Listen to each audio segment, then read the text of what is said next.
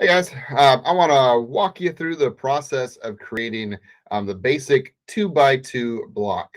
In the previous video, we went through how to create the 1x1 block, but there are some useful tools and features that you may not be aware of that'll be helpful for creating blocks that are additional like rectangular patterns. So like the square 2x2 block is again relatively simple to create, but like I said, there's some tricks to creating this to make it work well.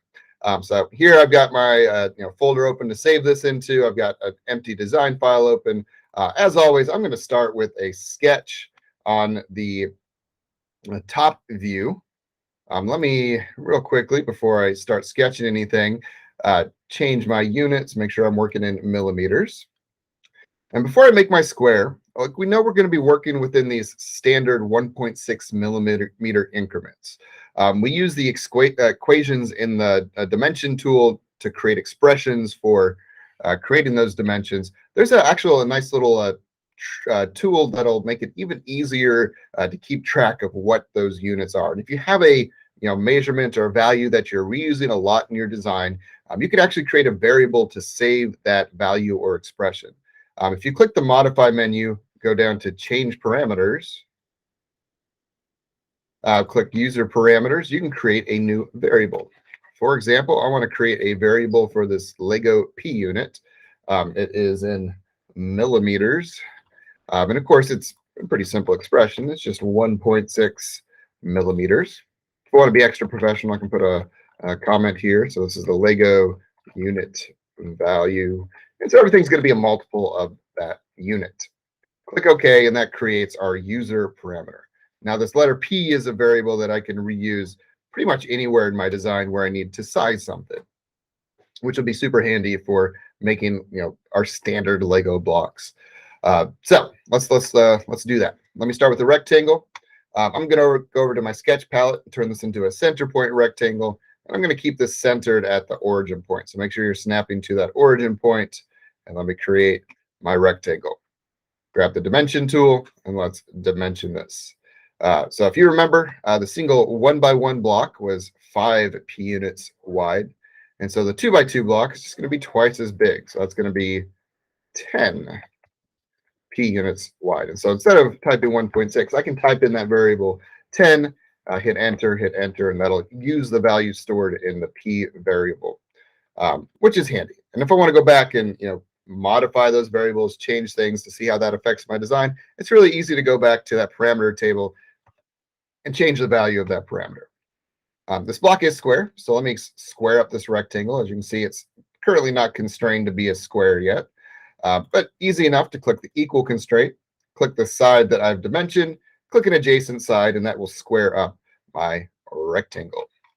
Now, let's create some of the features. Similar approach that I took to the 1x1 block. I want to create the features that I would see from the top view, both what I can see from the top and what I would see on the bottom to make sure the top and bottom fit together correctly. So let me start with the offset. I'm going to click the outside edge of the square and bring that offset inside. And that offset is just, negative p. It's inside 1.6 millimeters. Click enter, and that's created that, thick edge around the bottom of that block. The next thing I'm going to create is the circular studs on the top. Again, similar process, but I've got more studs to worry about. I've got, 4 studs that need to be in each of these quadrants. But because I've centered my square at the origin, it's going to be pretty easy to actually keep them lined up correctly. I'm actually going to create the circle for my stud along this diagonal dashed line. This is called a construction line. Let me go ahead and make that circle, grab my dimension tool, and we know this needs to be 3 times p. 3 p units, which should work out to 4.8 millimeters. And you see that, dimension does that calculation automatically for you. Now, for these blocks to fit together snugly, the circles, the pegs from the top, need to squeeze in pretty closely to the edge along the bottom. And we can make that perfectly lined up with each other using something called a tangent constraint. And so a tangent constraint just makes sure a curved thing, like a circle, touches a straight line or another curve exactly once. And so I can click my circle, click the edge, and that'll move that circle so it's touching that edge at a single point. Very handy tool for lining up curved objects. All right, drag that out of the way. Now, obviously what I need is not just one circle. I need 4 circles. And I can go through that same process to create each of those circles. But that's going to be a little time consuming. And when you get to bigger blocks that might have, 8, 16, 32 studs, you don't want to create each circle individually. That's going to be prohibitively difficult. Fortunately, there's a bunch of tools that make it easy to take advantage of this symmetry in order to create multiple copies of an object. And so for this block, I'm going to use the mirror tool. Now, the mirror tool will let me take an object and flip it over a line. But what I need first is a line going through this object. I don't want that line to interfere with anything else I'm doing in this object. And so I'm going to make that a construction line. So let me grab the line tool. Over here on the sketch palette where it says line type, I'm going to click construction.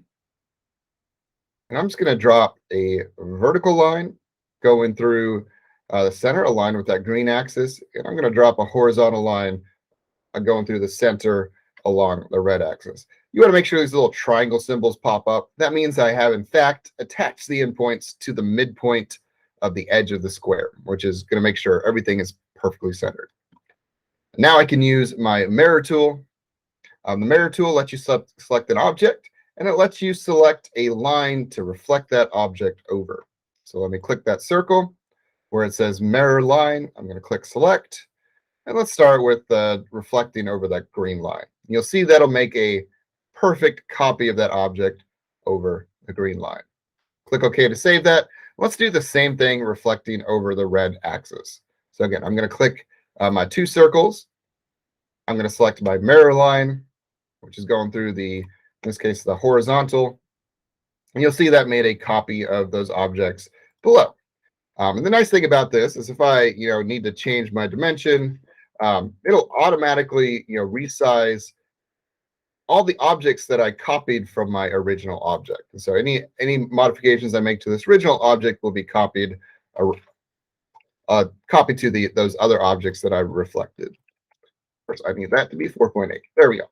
All right, one last thing to add. That's going to be the pipe on the bottom. There is a hollow cylinder on the bottom of the block that fits nicely between the pegs on the top.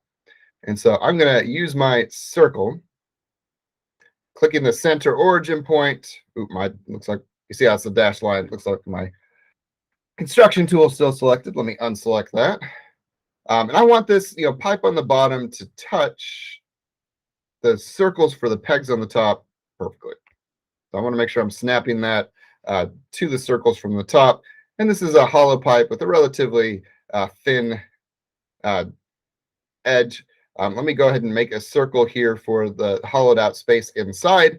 And the idea here is that the peg on the top fits inside that circle on the bottom. And so I'll use my equals constraint to click the circle that I already have the size of, click that circle in the center to resize those things to make them the exact same size.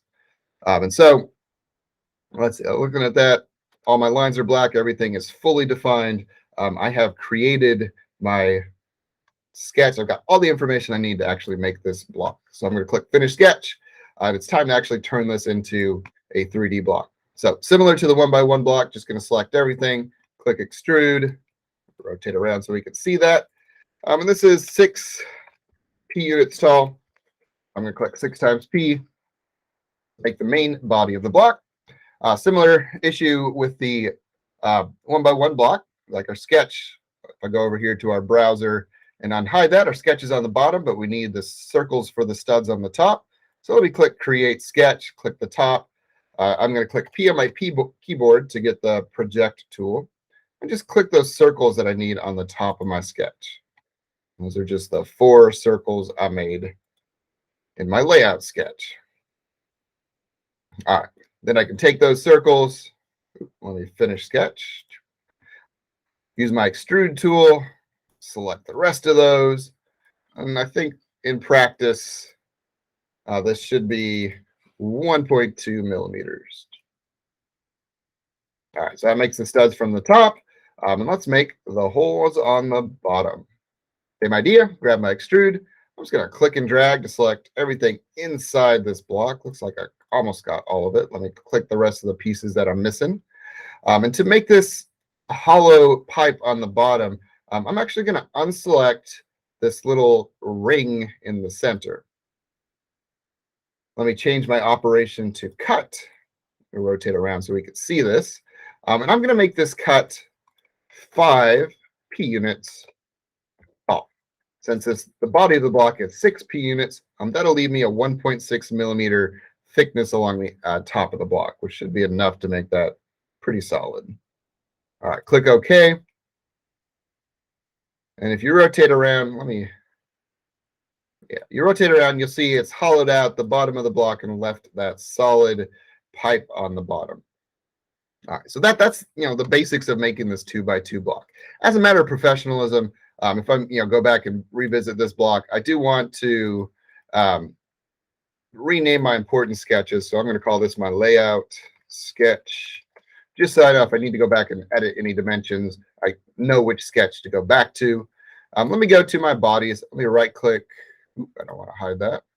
Here we go. Let me right click body 1, go to physical material. And because we're 3D printing this, I'm going to go ahead and assign plastic, ABS plastic to this body. All right, I can close the physical material menu. But now I think we're pretty much done with this block. Last thing, as always, hit Control S. Make sure you save this. So I'm going to call this my 2x2 block. And I've been adding color here to make some different colored blocks. So I'll call this white. That is the 2x2 block. You can save yourself a lot of work by taking advantage of the symmetry tools in the Create menu.